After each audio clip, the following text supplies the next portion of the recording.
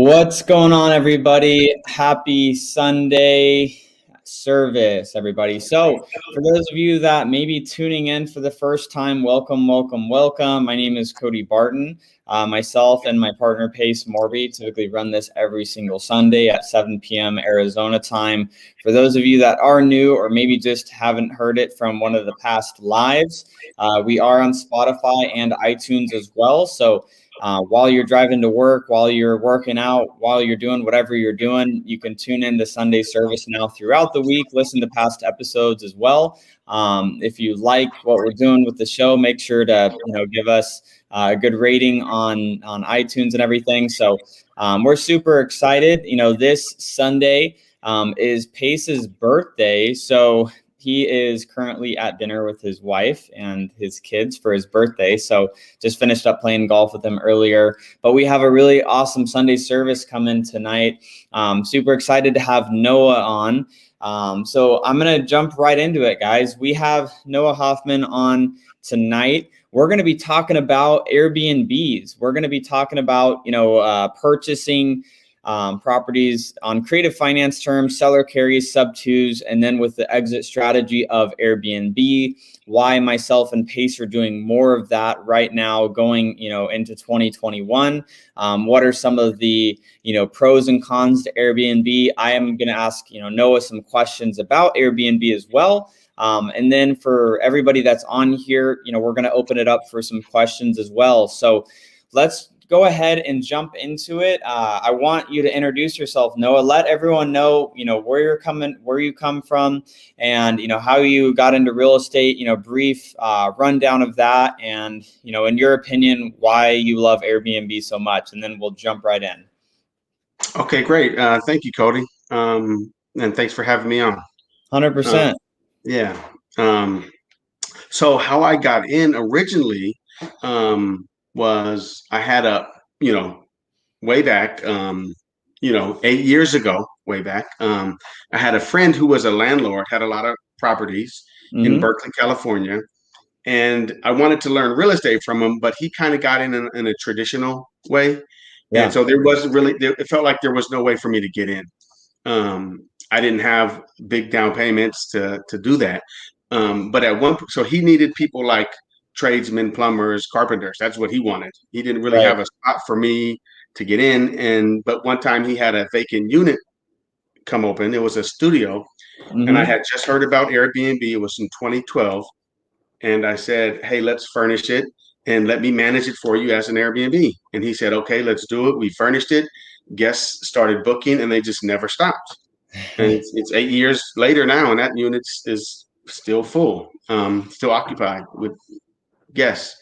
Eventually, I started managing more units for him, 5 units for him.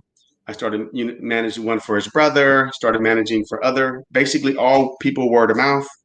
I started doing arbitrage. So at that time, I had like basically 3 jobs. I had my carpet cleaning business. I started with Airbnb management, and I was driving Uber at one point. So one of the carpet cleaning customers that I used to clean their carpet, he owned a lot of property. So I started asking him. I would pitch my Airbnb business to carpet cleaning, like property owners. So a few of them hired me to manage their properties, and one of them said he would rent me his property to put on Airbnb. And it took him a year to say yes, by the way. It was a long sales cycle. And then anyhow, he saw how good I took care of his property. Yeah. And by the way, the first property, I offered him over market rent for it, a little bit over market rent, like 10% over market rent. And I gave him a full month deposit. He saw how good I kept it. He saw house cleaners coming in and out. He saw how it was furnished really nicely. And he said, okay, I have another unit coming up. And then for that second unit, I said, okay, well, I can't give you a full deposit. How about a half a month deposit? So every next unit I got from him, I got a little better deal. Eventually, I started learning how to buy properties myself with my wife. And we got an owner occupied loan mortgage for a duplex. And in the Bay Area here, the prices are so high. And so the margins are really, really slim. Even with Airbnb, it was really tight. And partially where's that at for everybody listening? Richmond, California, San Okay. Francisco, East Bay. Mm-hmm. So we have like a rent controlled tenant upstairs who's paying like half of market. And so even my Airbnb downstairs doesn't really make up for it. So then I really like started brainstorming, and that's when I got into remote management. I found out about Fresno, California, which is 3 hours away. Actually, let me back that up. I had a friend who had a unit in Las Vegas, a Mm-hmm. vacant condo. He says, "Can you manage it?" I said, "No, that's crazy. It's too far." He said, "I have a nephew there. He can help you." So I said, "Okay, let's try it." And then it just went like perfect. I found house cleaners online and handymen online. Like I didn't go there for the first year. I didn't even like go see it at all the first year. Mm-hmm. Then I flew out, helped set up a second unit, and then eventually was managing four in Vegas, and that gave me confidence to go to other markets. So I started investing in Fresno, California, which is about 3 hours south, 3 to 4 hours south, and then so I started buying units there also. Conventional loans, Yeah. you know, one per year, and that's when I kind of ran into that brick wall, and that's how I found out about. I started looking at wholesaling, and that's how I found out about Subject to, ran into you and Pace. So, and now since actually, I'm a student of you and Pace in the mentorship, and so now since then I got one sub two deal in Bakersfield, California, that I JV on, and that's probably my best house because it's an awesome house with a pool and hot tub that we Nice. got for zero down. And Amazing. actually, we're still waiting on this testimonial because the woman is so happy. She got us. She sold us this house for zero down that we cash flow like crazy on. Got another owner finance with another great guy, another sub two student, an owner finance deal, and so a lot of good stuff is happening. So That's amazing. That's an amazing story, Noah. So for everybody listening, and I know a lot of more people just had jumped in here. We're talking about Airbnb tonight. So we will get into some of the questions that you guys do have. Where are you guys tuning in from? Let us know in the comments. What city or state that you're tuning in from tonight. So you've gotten a couple of properties picked up. On creative terms, sub two, seller carry. Obviously, that's something that Pace and myself are doing a lot more of, him more so than even myself, but he has me on with the bug of doing it now as well. So let's talk a little bit about, the pros and cons of Airbnb in general, just in your personal opinion from now doing this for 8 years, right? What would you say, for people that are listening in that are like, I'd love to be able to start doing Airbnb investing and, creating a higher amount of cash flow than standard rentals. Like what would you say are the top few things that, people maybe need to keep in mind that are the cons, but then also on the pros when it comes to Airbnbs? okay. So if we start with the cons, Mm-hmm. one thing that everyone has to keep in mind, it does cost money to set it. It costs more money to set it up than if you like sell it on a wrap. If you rent it Right. out, sell it on a lease option, all that, you don't have to furnish it.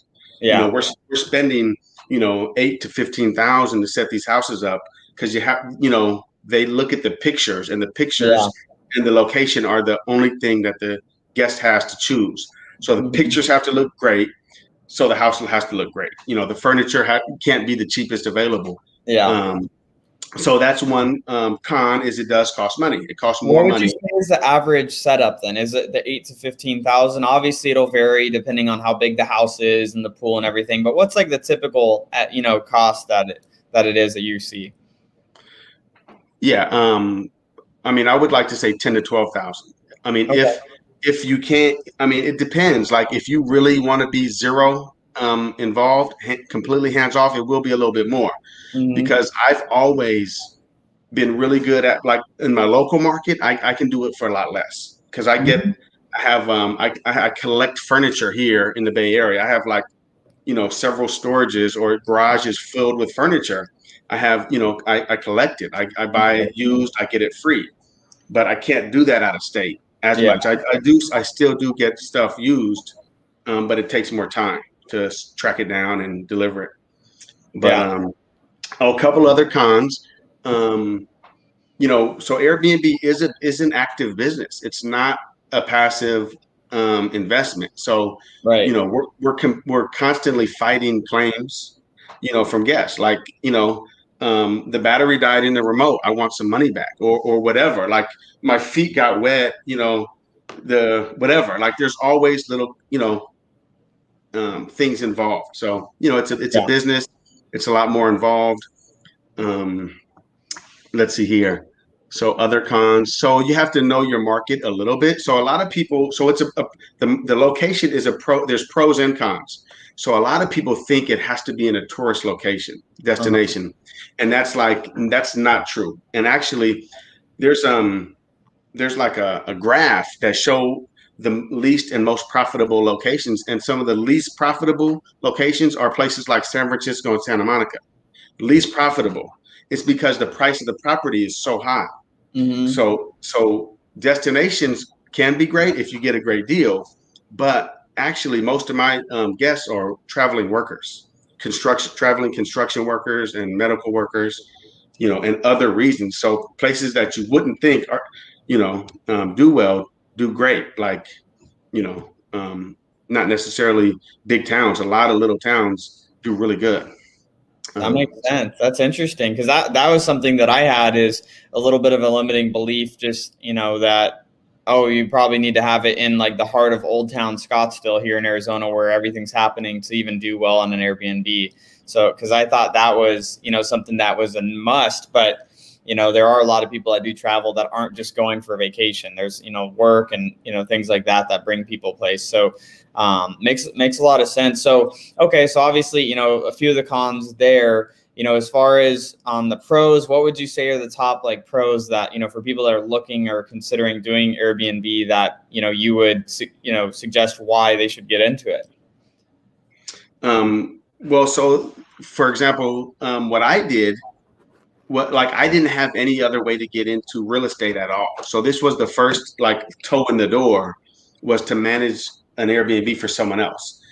And and you can even arbitrage. You have to build a relationship with the property owner, and then you do have to use some credit cards to furnish it. You have to find a way to get that done, or you get free furniture like me on Craigslist free section, um, which they give away great stuff in bigger cities, and in nicer areas. But so obviously the best thing is way higher returns, and that's pretty much like across the board. Like, you know, um, Airbnb, you can rent a tent on Airbnb in your backyard Yeah. for $10 a night.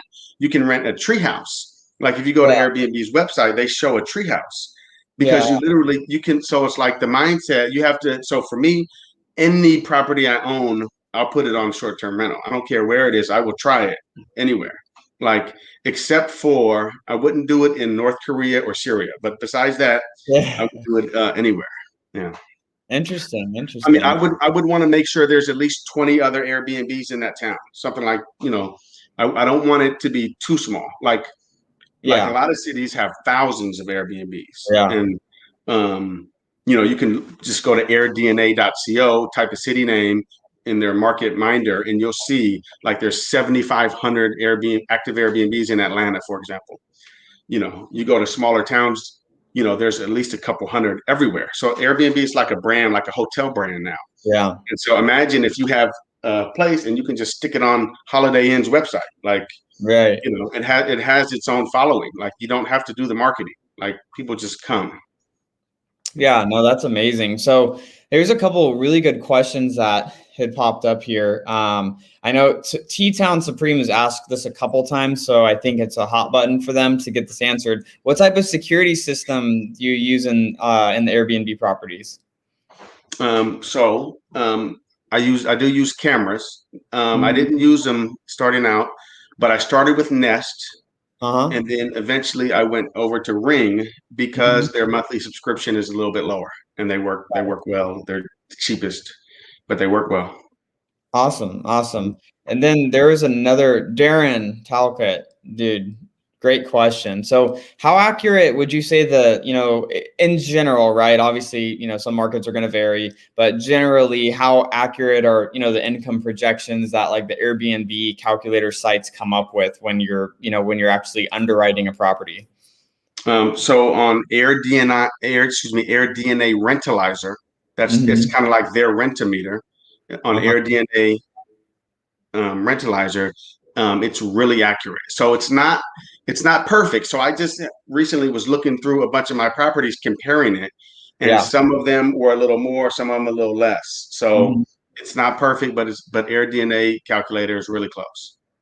Gotcha. So would you say that's the main place people should be going when they're starting to do their underwriting for considering putting a property on Airbnb? Is it AirDNA? Is there other websites you use, or what are the other tools that you recommend for people to take a look at? I just started using Price Labs market dashboard. So because AirDNA might have like at least a 1 month lag on their data, Price Labs is like very current, up to like you can see like last week's trends, like what's picking up this month, like literally in real time in a certain neighborhood, like how many bookings are happening. So I've started to look at Price Labs also. Gotcha. Okay, cool. So Price Labs, Darren also is a good resource there. So Chuck Billy, he was just at the mastermind this weekend. So good to spend some time with you at the mastermind, Chuck. So his question is there some special insurance that's needed? And, follow-up question to that, how do you stop people from having parties at the house? Even if it says no parties. Yeah, great questions. So on the insurance, I know there are new companies that are advertising short-term rental insurance, but I haven't used any yet. So Airbnb has their own host guarantee, $1 million host guarantee, and I file lots of claims with Airbnb. I've gotten up to a $6,500 claim when we had guests rob the whole house. They pulled their truck in the garage. They took washer, dryer, beds, TVs, dining sets. And it's like the house cleaner called me and said, Noah, we've been robbed. You've been robbed. And I was so nervous, but we had like a 1 month booking getting ready to check in 1 week later. So I didn't have time to worry. So I just got online, started ordering used furniture on Craigslist. People were delivering it. The house cleaner was helping manage it. I didn't even have to show up, and it was, all ready to go a week later. And I got paid out $6,500 from Airbnb. So Airbnb loves paperwork. They want either receipts or screenshots of replacement products with the number on it, like from a company, any furniture store, whatever. And I'm doing it all the time. That's one of the parts of the business is filing claims. It's an active thing. And so it's like if someone stains a new sheet, breaks a wine glass, I can file a claim and get paid. Interesting. Okay. So that part of that, where you're setting up these properties, so you're documenting everything that you get placed into the houses for that specific reason on those claims. Yeah. I mean, literally, somebody tried to ask, we're also fighting claims. Somebody was asking for half their money back just a few days ago because there wasn't enough plates in the house for their group. They had like 9 people. They only found 6 big plates. There was plenty of medium-sized plates, small plates. And, but I have all this documented. I have videos, photos, everything. And, so they didn't get Airbnb, they'll make the final decision. You both provide your evidence and your reasoning, and they will decide. So they went with me, and we didn't have to give them anything back on that. As far as having parties, there is a new device called Noise Aware. And and you plug it in, and it'll know if this decibels get loud in your property and can send you an alert. So that can, alert you. I haven't used it. Okay. I was like, so handle that then. If you get the alert, then you reach out to the people there, or what? Right. So that's what you would do. But I haven't. I've seen on my video camera, I saw a party happening. I saw like probably like 100 people pouring into my unit at like midnight once. And I was like, I didn't know what to do. Like, I didn't even think I should call the police. Like, I just waited, and like I saw them all leaving like right on dime of 3 a.m.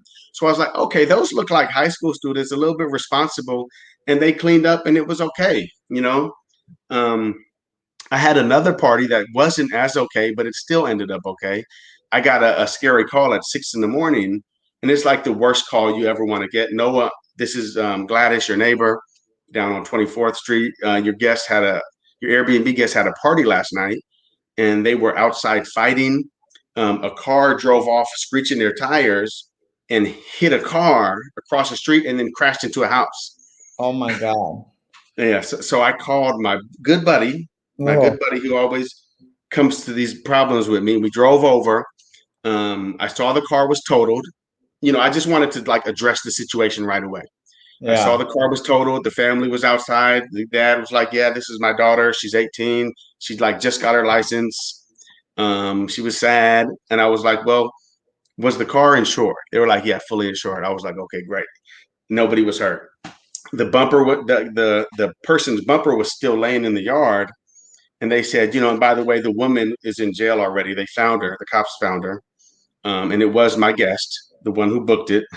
And the house part, they crashed into like a concrete part of the porch, so they just scratched it a little bit, and and it was no problem. Oh my God. Was that the craziest thing that you've had to deal with, or? Yeah, yeah, those two were some of the craziest. And I had one person who refused to leave and refused to pay. Uh, They booked a whole month, and then so after, they yeah, create tenancy so that you had to evict them.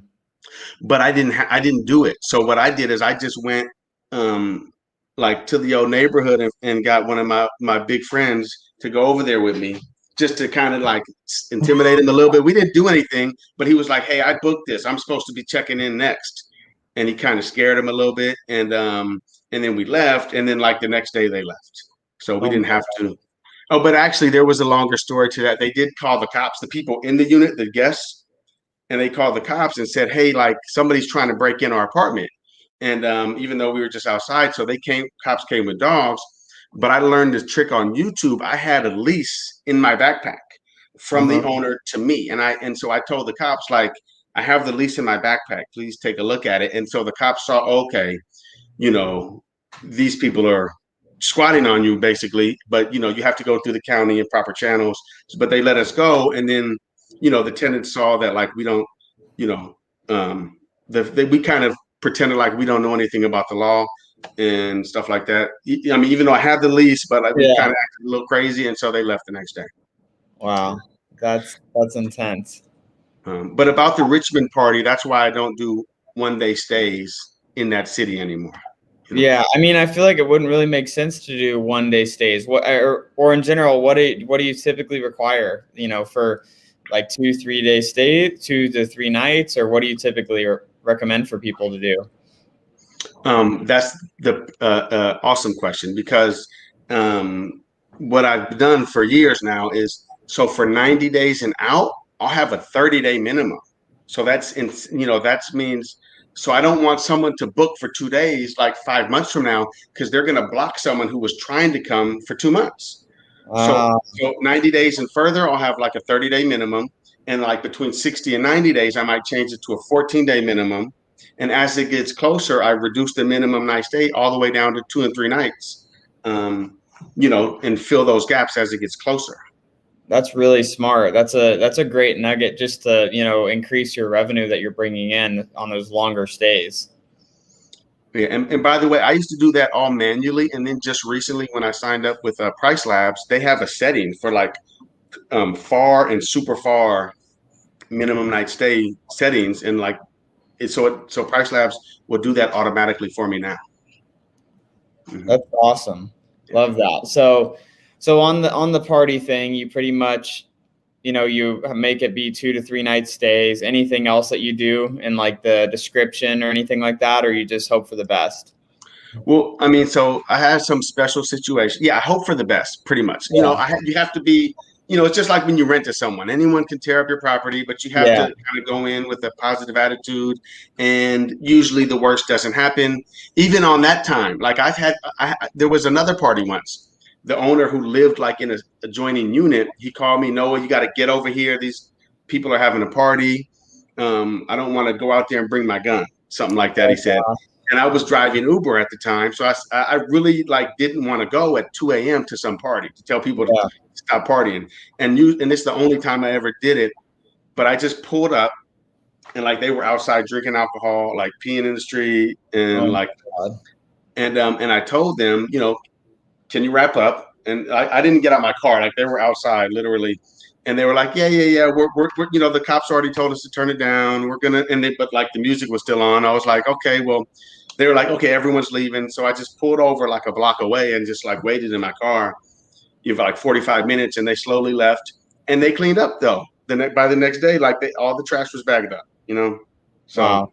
even the worst nightmares aren't that bad. Interesting. Love that. Love that. So I'm curious, Noah, because I know obviously you're managing Airbnbs for Pace, and then you're going to be doing some for me and Pace right now. We have this property on Sonnet. We're working on getting these other tenants out of our property on a historic home that we have with a guest house that we want you to manage. And then we're under contract on another buy that we want to get you to help us with as well. Are you looking on, just for people that may be listening in, are you looking to expand your business and managing more people's Airbnbs, or are you kind of in a position where you're just trying to manage just more of your own internally, or what are your goals with that?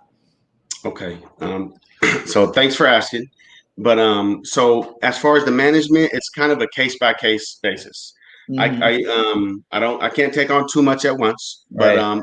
but at case by case, I am managing more units, and I'm also, I look at you and Pace as such big givers. You know, you guys could retire today if you wanted to, I'm sure, but you share so much, all the nuggets just freely, and people have been calling me a lot lately. Mm-hmm. Sometimes I might get 10, 20 calls, people asking me about Airbnb.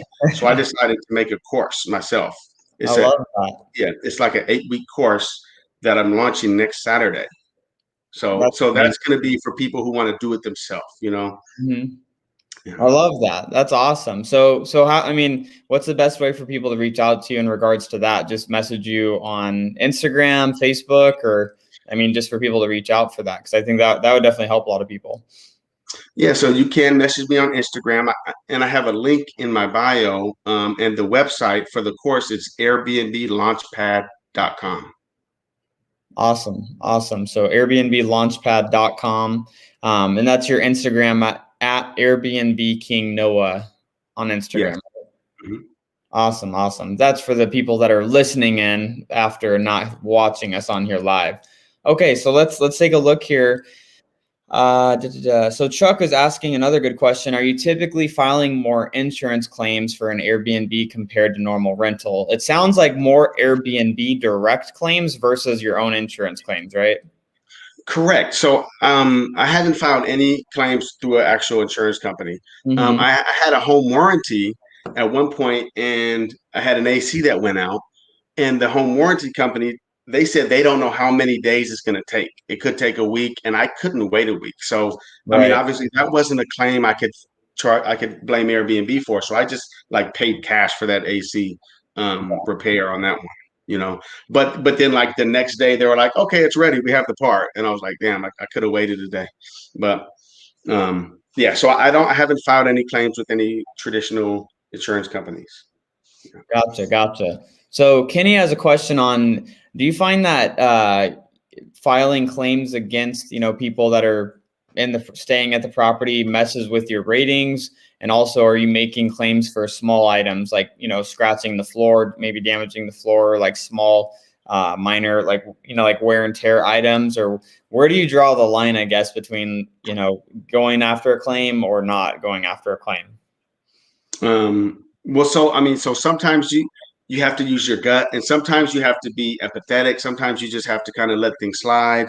You have to just use your judgment. But and it's a case by case because um, it's like you literally can ask for lots of small things like missing pillows because you kind of get you can get nickel and dime to death by Yeah. people like breaking dishes. That's so petty, but like staining brand new sheets or things like that. Yeah. And so it's like the hard part is having that house cleaners notify you in time because you have to file the claim before the next guest checks in. You have to at least you have to start it. Yeah, that makes sense. But as far as reviews, I did just get hit with a bad review, unfortunately, today, because I didn't give a guy enough money back. Like our lock failed. Once in a while it happens, like very rarely, but a digital lock failed. And I didn't have, usually I have a backup key in the lockbox, Yeah. but it wasn't there. So it was my bad. And luckily it was close enough for me to go through, like crawl through a window, get this guy in the house. I was trying to like find the other copies, but I couldn't in time. And he left me a bad review today saying, it took Noah, an hour to get me into the house. I appreciate he did it, but it shouldn't have happened. So I got hit with a little bit of a bad review because I didn't give him $100 that he asked me for.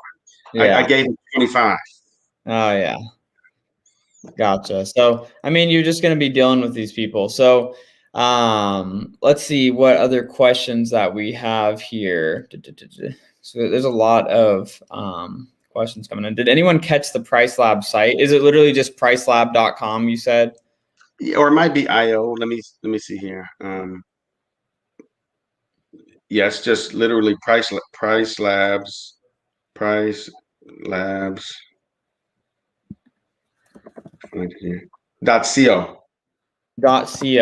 Pricelabs.co. Got it. And so this is an interesting question. I'm curious as well. Is John says, I have a VRBO caching very well. Do you prefer Airbnb over VRBO? Do you use both for advertising the property? So I know VRBO has been around a lot longer than Airbnb actually, and they are stronger in some traditional tourist locations. Okay. But I'm not actually in I'm not in any areas where VRBO is stronger than Airbnb. So no, I don't use it now, but I did use for 1 year. I tested with the channel manager. I tested. I was on Airbnb, VRBO, HomeAway, which are now merged, and they're owned by Expedia. And there's also Expedia Vacation Rentals and Booking.com. So I was on like all those sites for 1 year to kind of test it. And I found that 85% of my bookings still came from Airbnb, and all the other ones were like 10 times more work than Airbnb. So I stopped it. I stopped using all of them, even though I did make money, and I might go back to them at some point, but I would need to like dedicate somebody to run all of that for me. It was a bit much at the time for me doing it by myself. Yeah. So speaking of, doing that by yourself, I saw someone had asked the question as well on, what does your team look like for the management of the properties now? Is it just you, or do you have anyone else that's helping you out on the management side of things? Sure. So on the management side, so not cleaners, obviously we have house cleaners, handyman. So I recently hired a full-time assistant who is amazing. Local or overseas? Virtual, a virtual assistant, and she came with like a lot of experience with short-term rental. So like I tried to train another VA, and it was like I can't see your screen. I was like, okay, forget it. And so anyhow, so then I went back and I found the right experience, and it's been like a lifesaver. So now we're gonna get another one, and I'm really starting to divide roles out. But that's it right now. That's it for the management, me and my main assistant. But I'm trying to I hire kind of local helpers in every market. Right. And one kind of awesome thing that I did in Goodyear when I came to Phoenix the first time was I made a flyer that said, I'm looking to pay somebody to roll my garbage can out to the street and bring it back every week, and I will pay you $25 a month. So I made this flyer and I went door to door in the neighborhood, right? Because I wanted to find someone that was just within a couple of blocks. Yeah. Because that's the only person who it's going to be worth, who's going to be able to do it for $25. Yeah. And like I found somebody immediately. And so that's invaluable to find somebody like a helper within a few blocks, who's not going to charge you an arm and a leg to help you out, when you need something.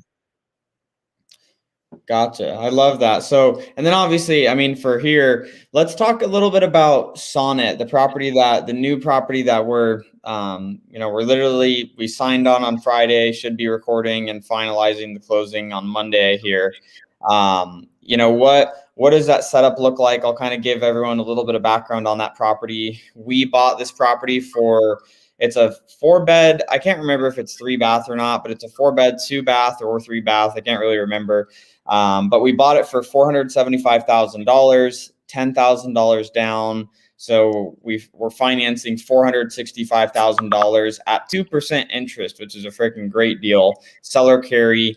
And on this particular deal, we have to put, a decent chunk of cash into it up front. We're spending about $35,000 getting the interior ready. There's some roof work that needs to be done. And then it sounds like another 10, 15,000-ish on getting the interior of that one set up. So what does that process look like? We're closing on it tomorrow. We have our, construction teams going in to get the renovation started, to get it ready for you. What are some of those, I guess, for maybe people that are new, that obviously they can get your course, but what are some of the first things that you do in, getting a property ready to roll? So the first thing I do is I get all the utilities on. And and that might mean I need a lease or some kind of documents that show I have the rights to the property. I get the water, electric, gas, internet is important. Then the first things I want on the lock on the house are the digital lock and maybe the Ring camera, the Ring doorbell. And then I can start getting deliveries. Mm-hmm. So I'm doing more and more on Amazon. So basically, like my 3 go-tos are like Amazon, Walmart, IKEA. Do you save store, like your most commonly bought stuff in Amazon, like an Amazon list that's like click, purchase, ship, all of it type thing? Yes. But lately I'm always looking for something a little bit different. Sometimes stuff isn't available, but I have been saving lists. Amazon and Walmart lets you save lists on their website. Mm-hmm. And you can share them. It has a share feature too, so it's pretty good. But I usually get the bedding from IKEA and nightstands and bedding from IKEA, and everything else from now more and more on Amazon, more and more furniture, and then also Facebook Marketplace. It used to be Craigslist for I can get a really good deal on dining set and living room set, and sometimes some appliances. I'll get appliance, like used appliances, but with a warranty, like a 30-day warranty letter, like used from a shop. Yeah. So that. I just got to start ordering that stuff, because I need to find, as soon as possible, because I start finding bottlenecks, like something might, I might not be able to get something. Yeah. So, but those are the first things there. Just start ordering it, and some stuff can take a couple of weeks to arrive. Yeah. No, that makes sense. So, man, there's so many freaking good questions. I don't know if you're seeing, these coming through here. I'm gonna try to get to a few of these here. I think if you guys would, get value from that, maybe what we can do is, put a yes or a peace sign in the comment section. If once we finish up the renovation and, get the new property that we just bought on Sonnet done, maybe we could do a YouTube video when you're out here, just talking about the property and highlight what we're on.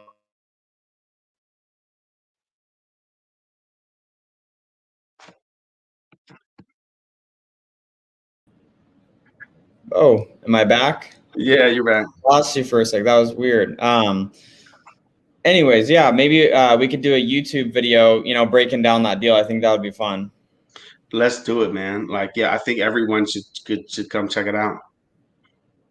Yes, Christopher, I don't know what was going on with my internet there for a second. This is a good question from Adrian. He says, hey, Noah, is there a minimum amount of cash flow that you consider while seeing if the property will be a good Airbnb? Like, what is that, what does that need to look like? Like, say, for example, on like Sonnet, like that one, if you know the numbers off the top of your head, like I think our all-in mortgage is in the low 2000s, like 22 or 2300 a month. And obviously that one seemed like a good enough deal for you, letting us know that it's a good enough deal. So maybe whether it's an example of using that one or just like a general rule of thumb that you go off of.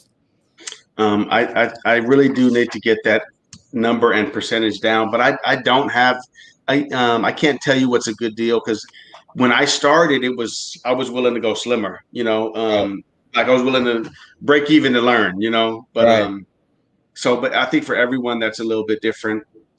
So no, I'm sorry, I don't have a great answer, I think. I think it'll just, case by case a little bit on like what is someone willing to spend. I mean, for us, like we're gonna, put $70,000 in capital into that deal, and looking at it, I think we should be getting a 20% cash on cash return, within the first year. It seems like from the numbers on that particular property, but we'll see as it goes over the, this year. And I can also throw out, one house, like in houses like in the Bay Area, the margin is really slim. But in Fresno, California, for example, I can double my mortgage, if I self-manage it, something like that. Awesome. Matt Beard, he lives in a concrete box. I do live in a concrete building. Sorry, guys. So what are your thoughts on some of the restrictions on Airbnb? Like, obviously like some of the HOAs that start cracking down. Is there anything that, that people should know in regards to that, or any, due diligence that they should be doing? For sure. Like if you're about to spend $70,000, you should look it up for sure. But I can tell you one thing: the entrepreneurial mindset will say you look for the yes, don't look for the no. So I'd like to give an example of when I managed a couple of condos in the HOA, and we got first we got a message on Airbnb: hey, I recognize that complex. I'm on the board. You're not supposed to do Airbnb. So the first thing we did, me and the owner, we thought about it. We took down the exterior photos, and I took the pool photo out and put a similar, but like an equal but different pool photo in. But then what we decided, the owner decided, he thought about it. He said, you know what? Don't worry about it. And we even got like a letter. A letter came saying you're not supposed to do short-term rental. And the owner thought about it. He meditated and said, you know what? We're going to keep going unless they send us a fine. Unless they send us a fine or like a letter from an attorney, we're going to keep going. And we went for years longer after that. So Airbnb, some people hate Airbnb and some people love it. And there's like a lot of like Airbnb boogeymen out there who will say like, oh, you're not supposed to do this and you're not supposed to do it here and there. But I wouldn't just take that and accept it. I would push back and do more research. So because same thing in Berkeley, California, I heard, oh, you're not supposed to do it. And then like, or they're thinking about banning it and things like that. I went to city council meetings for 2 years, like waiting for the update, waiting for the rules. And then they kept postponing it, that eventually I gave up. I said, okay, well, they know where to find me. And finally in 2021, like 5 years later, like they sent out their first fine. So, so Berkeley, it's like, it's not a great place. It's a horrible place. Like the regulations, you have to be owner occupant. You have to be owner occupant to do anything under 14 days. So I would stay away from those cities, those very popular vacation towns, like, like San Francisco, Berkeley, New York. You know, there's certain places where I would definitely stay out of. Gotcha. No, that makes sense. So, I mean, this is probably, Evan has a question on, looking at Palm Springs as a region, each city has different laws. Do you stay away from Palm Springs? I don't know if you're familiar with that area, but, that might be a similar situation that you're talking about. Right. So I don't know about Palm Springs, no. But I do know a little bit about Las Vegas. And so Las Vegas proper, they said you have to get a license, but there are all these other little city limits that are still considered Las Vegas. And they're a different actual like city law. So I was managing units in Las Vegas and never got a warning, never got anything. And apparently that was over a different border, even though it's still considered Las Vegas. So, but no, I don't know about Palm Springs. Gotcha. So I think this is a good question from Keegan. So when you're first starting out, like say a new Airbnb, are you typically pricing it at like the, market rates of other similar properties, or are you undercutting competition to drive up your traffic, try to get your reviews up, or what's the strategy that you go off of there? I honestly don't go too low. Now, Airbnb will ask you, do you want to give a 20% discount? And we will feature your listing for your first 3 reservations. So you could do that, but make Mhm. sure you put like a 3-day minimum when you're doing that, because somebody will book it for 2 months and get that huge discount. So make sure you Wow. give it like a, Three a day, huh? 3 day max. I would give a 3-day max when you Okay. give the 20% discount when you first launch. For the first 3 reservations, 3-day max each, and then I would go to market, because honestly, I think Airbnb will push up higher prices sometimes. They want the higher price places to book also. So Yeah. so it might, you might not be safe in the algorithm if you're too cheap. That makes sense. That makes a lot of sense. So John's asking, how much percentage is Airbnb keeping of the overall fee? Like, what's that look like? It fluctuates. It's about 12 to 15%. They don't give an exact. They charge like a 3% transaction fee to the guest, and then they charge a host fee. But they don't. If you look it up, like, you won't find exact. It's like a range, and Okay. and they can change that. Gotcha. So Christopher is asking, where do you find housekeepers? Say like a market like Georgia, like this 1 point whatever $1 million property Pace just bought in Georgia. How are you finding, new cleaners and in the new market to go and take care of that property on a consistent basis? Awesome. Yeah. So these are all the important things. I used to, and so I've changed the way I do that over the years, but I used to go to an app called Handy. On Handy, you can book a house cleaner for like next day cleaning. You can just book a house cleaner, Oh, wow. and then yeah, and then if they do well, then you get their contact and go direct. But I stopped using Handy because there's a lot of like one person cleaning teams. So now what I want like a 3 to 5 person team, or like a 3 to 5 car cleaning company, a small cleaning company. I don't want them just one person, because I need them to be available basically 365. If I have an emergency cleaning, I want them to accept it. If I have 2 cleanings on the same day, I want them to accept it. I don't want just one cleaner, because they might not be available on Sunday or when I need them on their birthday, for example. So I wanted a small company, um, but not too big, because if it's too big, then they start charging an arm and a leg. So I want a small company. Too They have their cleaning company T-shirts, but they're still aggressive with their pricing. Yeah. So I find them on Yeah. Love that. Google, Yelp, Craigslist. Yeah.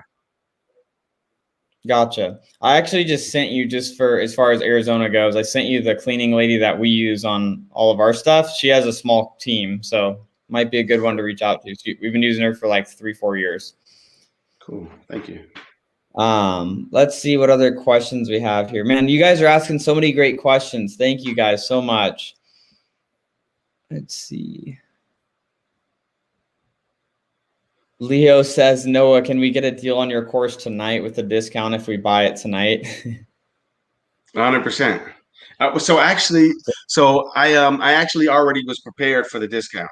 So, because I was asking people what I should charge, and some people were telling me, maybe charge $997, for example. I said, okay, well, I would like to cut that in half.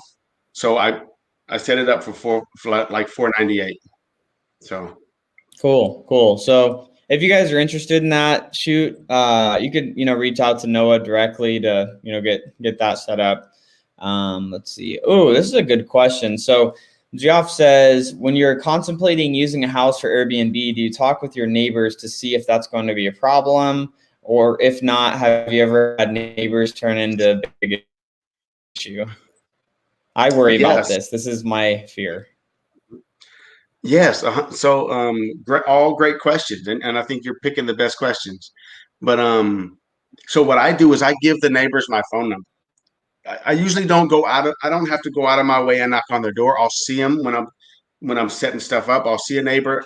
I'll go introduce myself and tell them I'm going to be managing this property, and we're going to be having traveling workers here, like nurses. I don't say Airbnb. I just say we're going to have traveling workers here, you know, and I give them my phone number, and I try to get their phone number, lock it in, send them a text, so really can really exchange numbers.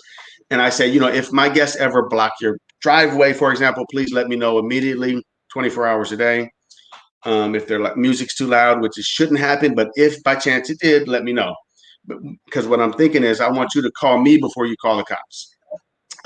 Yeah. But I haven't had too many big problems. I mean, not much at all. Matter of fact, just today, a neighbor called me and she told me she just wanted to let me know she's selling her house. You know, she's looking, and it's a good price. If anybody's looking for a house in Fresno, it's not good enough. It's not. She's not doing owner finance with the low down, but it's a good Yeah. price though. Yeah. Nice. Love that. Let's see. Chris Vasquez asking how accurate is the air DNA data? That was answered a little bit ago. You can go back to that, but Noah said that it is pretty accurate. It is pretty helpful, but it sounds like Price Labs gives you the most accurate and updated, right? I think AirDNA might have some deeper data and more individualized property data for all the other competitors, but AirDNA is like at least a month lagging behind. It won't show new stuff. Yeah, but AirDNA is pretty good. Yeah. Awesome.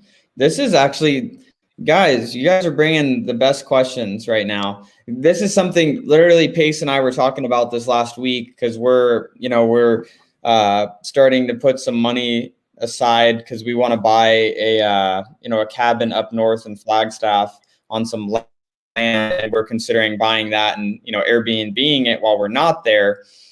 But how do you come up with numbers on something like that? I don't know if that's something that you typically have worked in, these rural properties like a cabin in the mountains. Are you just trusting the numbers on an AirDNA, or do you have to kind of do a little bit deeper research? So usually before I even go to AirDNA, I'll go just to Airbnb itself, and I'll type in an address.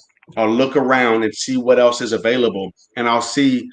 I'll look at the other properties and how many reviews they have, because you have to be a paying guest to review. So if you see properties with one review or zero reviews, that's you don't even look at it. But if they have 30, 40, 50, 100, 200 reviews, that means there's some good demand in that area, and then if you see a few dozen properties over 5 square miles or something, then you have good demand. I just count the reviews. And you can also, if you want more info, you can just read the reviews, because people will say why they're visiting that town, right in their reviews. So I get a lot of good intel. Yeah, so I'll just go right to Airbnb before I even go to AirDNA. I'll just look around. And you can type different dates, because if you type, so I wouldn't put any dates in when I'm first looking, because if you put dates in, you'll see what's available on those dates, and maybe everything's booked, so you don't see anything. So I might put in dates like 6 months from now or 3 months from now to see what else is available. But yeah, I start with pricing. I start high because you might get booked if you start too low. So I mean, if you start too low, be careful. Don't let you can set like a couple of weeks low and then like set it higher just in case. So I used to like set my future prices really high in case someone wants to book way in advance. Now I just have everything set to dynamic pricing. So, but even then, with dynamic pricing, that's like Price Labs or Beyond Pricing, you set your minimum, and basically your minimum price, your minimum nightly should basically be just all your monthly expenses divided by 30. That's like your minimum you're willing to take, like in the worst case scenario. Like if it's really slow, take all your expenses divided by 30. That's your minimum nightly you're willing to take. And then about 50% higher should be like your base price. So in high demand times, it could go, way up higher than that. Love that. That's super valuable. So I hope I don't mispronounce the name. Suheeb is asking what's the best way to get started as soon as possible with short-term rentals? It sounds like arbitrage, right? With the lease arbitrage. Is there another way that you would recommend, or would you say that's the best way to do that? Yeah, I would say just go to realtor.com, buy a perfect house, all cash tomorrow, and get all the furniture set up. No, I mean, so it's tricky, right? Like it depends Yeah. it depends how much money you have, you Yeah. know, and even arbitrage is hard. Like so the numbers that I've heard are if you make an appointment and say, hey, I would like to see your house. You call like a mom and pop property owner. I'm interested in renting your house. Can I see it? When you show up, you dress nice and you tell them what you want to do, and you sound sophisticated and let them know he's not going to have to deal with maintenance or anything. You're going to handle all of that, and you can pay a couple of months in advance or whatever. And then if you talk to 10 landlords, you might get one yes. So that's the number I heard. Interesting. I was one of those landlords. Mm-hmm. I remember, I think I told you about that on, we rented the front house that we had at one of our, at our Encanto Historic District property. And then this company, Loftium, had, they were renting out, they were, doing the arbitrage on the back. They went out of business though when COVID hit. So they were probably a little bit over leveraged. Man, and people are swooping up their stuff now too. I'm Yeah. sure. Have you been seeing that? No, I mean, I've heard about a couple of big operations like that who kind of crashed. Mm-hmm. So what would you say if somebody was doing that? Because I know some of the people that are listening in, they are, newer investors. Maybe they're wholesaling or flipping or doing some, other strategies, or maybe they're, listening in and they haven't done any real estate type of deal at all. And maybe they're working a job. I mean, what would you say? And obviously it can vary so much based on the market and everything, but what would be some of the biggest things that you should look at to make sure you're prepared to get started with an Airbnb? Say you're going to do the arbitrage model. You're going to find a landlord and a reasonable median price of a rent in that particular market, and they need to go get it furnished. How long should that take them? What should that kind of look like? So how long would it take them to get so getting the landlord to say yes, that's kind of the mystery timeline. Let's say they have to say that I'm the landlord. I'm like, yeah, like let's do it. Go ahead, get started today. They get me my deposit. Like how long, if they hustle, should they expect to get it set up and start being able to get bookings coming in? I mean, if they have 1 week. I mean, if they work hard, Mm-hmm. they get it, they rent a truck, whatever they got to do. 1 Mm-hmm. week, you can get the house up and running. And the good thing about Airbnb, and by the way, the app is even easier than the website on Airbnb. You can Mm-hmm. literally upload photos of your property and list it and have it booked the same day. Same day. And I've done that many times, including Pace's Vegas house. While I was at the airport, like someone booked that house. And by the way, it's been 5 months now. She's still there. Same lady. Wait, so the lady's been Airbnb-ing it for 5 months? Yeah. So she was coming to Vegas to she wanted to rent it so she could find a permanent home. And she just I guess never had time to do that. So she's just paying kind of a short term. I mean, she asked for a little bit of a discount at the second month and the third month, and then we had to just say, okay, this is as low as we can go. We're at $3,600 a month now, for her, but normal rent was probably under $2,000. Yeah, that's and great. and she's just too busy to go find another place.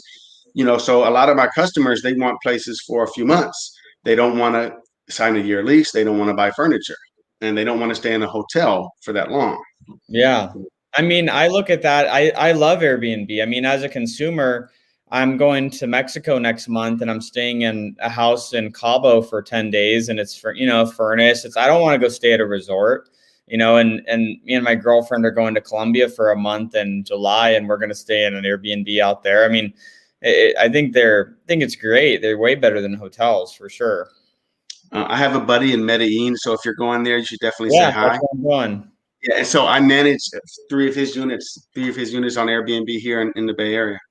Yeah. Oh, that's awesome. I was actually thinking about, I'm like, man, like I've been to Colombia a bunch of times. I mean, I love it down there. It's really, really cool area. So I was thinking, I'm like, what if, bought some property down there and, Airbnb there too.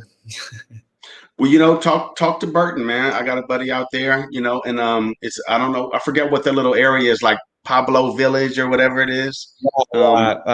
Yeah. I can't really say it. I Yeah, don't speak Spanish, but I know it's the main little city hub down there. yeah. But so look around with him, man. He will be your tour guide, 100%. Yeah, that's awesome. Yeah, I'll definitely have to link up with them when we go out there. So I know we're coming up on an hour now. On the subject of Airbnb. So if you guys have any other questions, let's get a couple more questions before we wrap up here in the next couple of minutes. I did see something that Darren brought up on. Looked at a home in my area near wineries, and AirDNA said the occupancy percentage should be around 30%. Wasn't sure if that would be too low per month. I mean, what would you say is too low in your opinion? So honestly, the thing is about AirDNA, when they give an occupancy, they always have it really low with a really high nightly price. And I've never really got that about that. I need to talk to their support and figure out why they do that. But what I do is I usually do hit that number, that annual number, but I lower the nightly price, and then I usually have it booked more like 90%, 90% occupancy. So if they tell you it's going to be booked 30% at $300 a night, you might end up being still booked 90% of the time at $100 a night or something. I'm not sure exactly, but maybe new areas might have some different seasonality issues. Gotcha. This is a great question from Evan here. So, and maybe it's something that you do or don't do, but what website do you go to when you're looking for traveling nurses or workers to stay at your Airbnbs, or do you just that's just a common type of individual that does book? Yeah, we get nurses all the time. They do like 13-week stays at tons of properties, and they find me on Airbnb. So there are other nurse specific sites like furnishedfinders.com.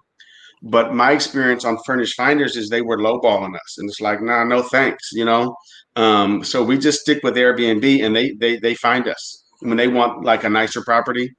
On Furnished Finders, they're getting they're renting rooms from people, and they're trying to do a discount. So I don't know the other options. I'm sure there are many other options. Gotcha.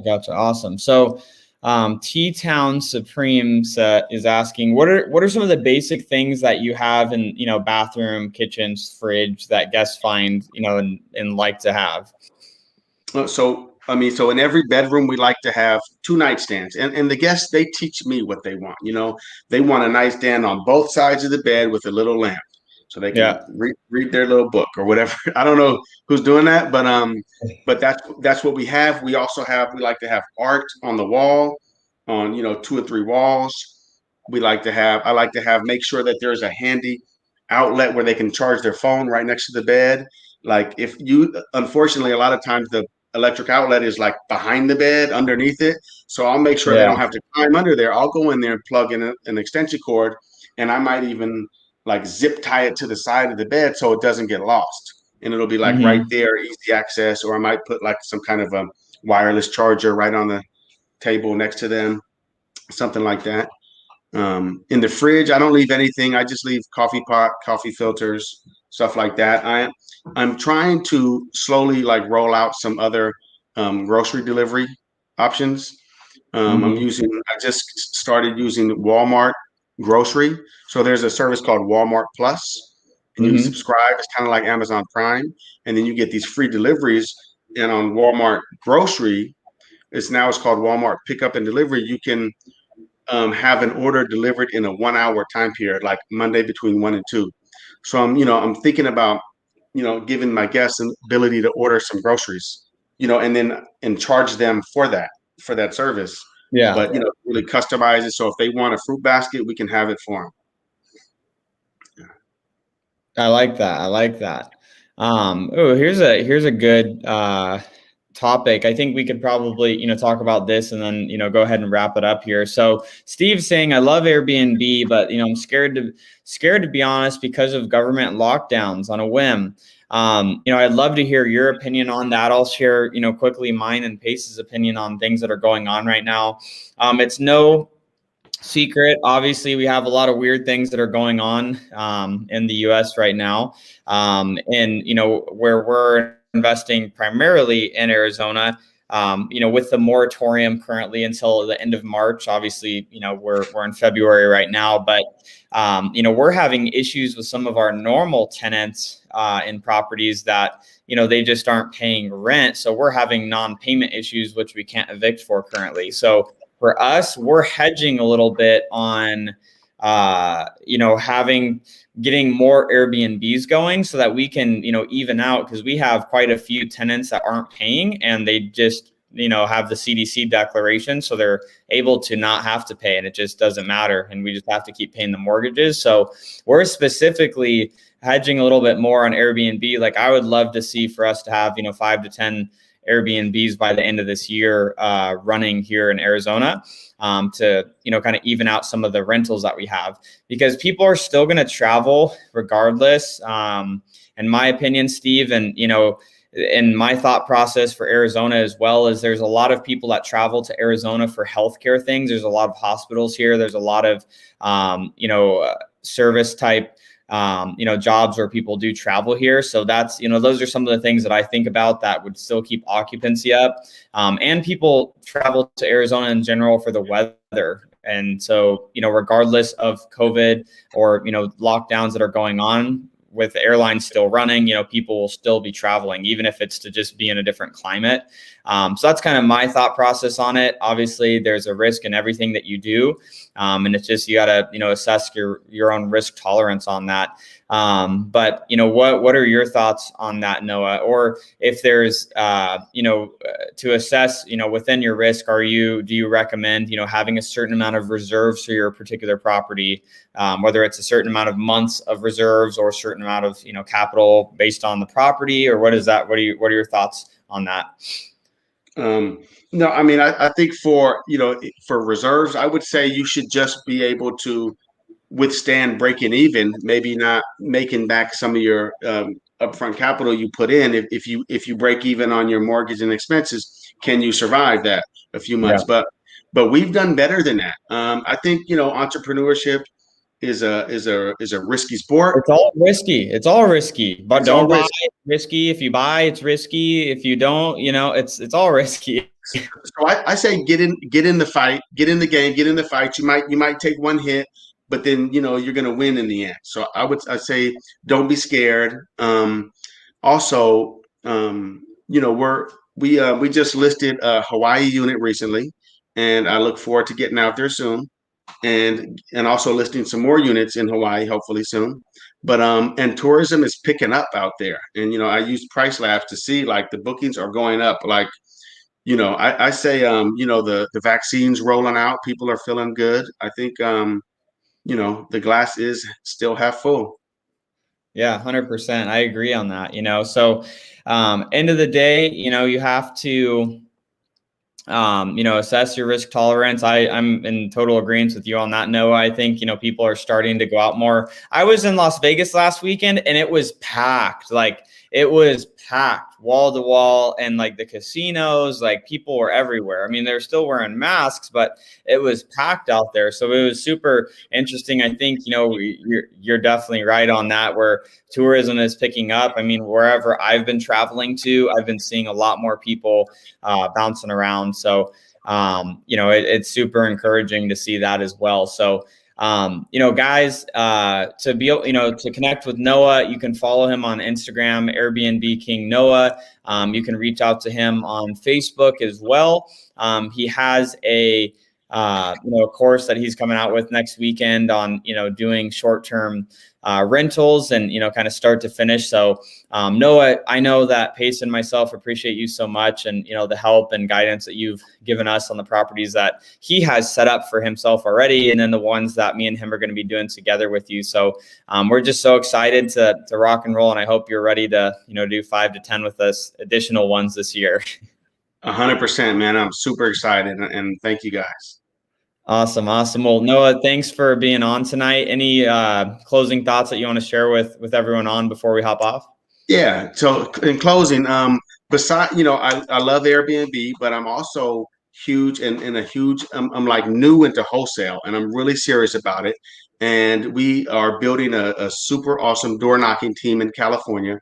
If anybody is looking to join a door knocking team, please reach out to me in California, and we're building it, and it's successful. We also have a weekday skills and seller call session every morning, weekday warrior program, 7 to 8 a.m. Pacific.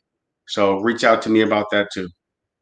Awesome. And again, guys, that's at Airbnb King Noah on Instagram. So amazing, guys. Well, have a great rest of your Sunday evening, everybody. Have an amazing week. And for those of you that have been on, if you didn't know, you can check out Sunday service on Spotify and iTunes. We do this every Sunday at 7 p.m. Arizona time. Happy to have everyone on. Have a wonderful evening, everybody, and we will see y'all later.